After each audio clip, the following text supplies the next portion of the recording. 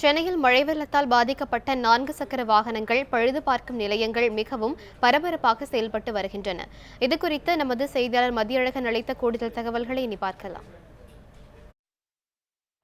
மழை வெள்ளத்தால் பொதுமக்கள் பயன்படுத்தக்கூடிய வாகனங்கள் அதிக அளவில் பாதிக்கப்பட்டு இருக்கிறது. இந்த மழை நீரில் அடித்து செல்லப்பட்ட வாகனமும் சரி, அதே போல் சிறிய அளவிலும் பல வாகனங்கள் பாதிக்கப்பட்டு இருப்பதாக மெக்கானிக் ஷாப் உரிமையாளர்கள் தெரிவித்திருக்கின்றனர். இந்த பழுதடைந்த கார்களை சரி செய்வதில் உரிமையாளர்கள் ஆர்வம் காட்டினாலும் அதற்கு போதிய அதாவது அந்த கார்களை உடனடியாக பழுது பார்க்கக்கூடிய நிலையங்கள் தற்பொழுது அதிக கார்களின் நெரிசல் காரணமாக சிக்கி தவிக்கின்றன. ஏனென்றால் அதிக பகுதிகளில் அதிக அளவிலான வாகனங்கள் வருவதால் தங்களிடையாக உடனடியாக சரி செய்து கொடுக்க முடியவில்லை என அவர்கள் தெரிவிக்கிறார்கள்.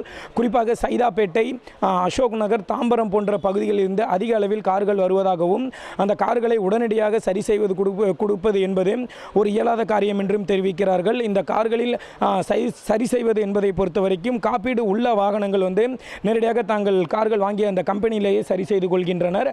காப்பீடு இல்லாத வாகனங்கள் இது போன்ற மெக்கானிக் ஷெட்டுகளை நம்பி வருகின்றனர்.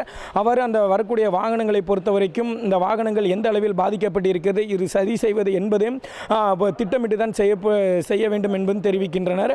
அது மட்டுமல்லாமல் இந்த வாகனங்களை பொறுத்த வரைக்கும் உயர் ரக வாகனங்கள், அது மட்டுமல்லாமல் தற்பொழுது வாங்கப்பட்ட வாகனங்கள் என தரம் பிரிக்கப்பட்டு இந்த வேலையை தாங்கள் செய்து வருவதாகவும் தெரிவித்திருக்கிறார்கள்.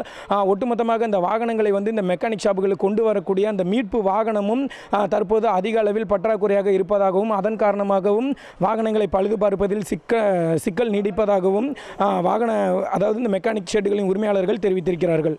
ஒளிப்பதிவாளர் சூர்யாவுடன் மதியழகன், நியூஸ் 7 தமிழ், சென்னை.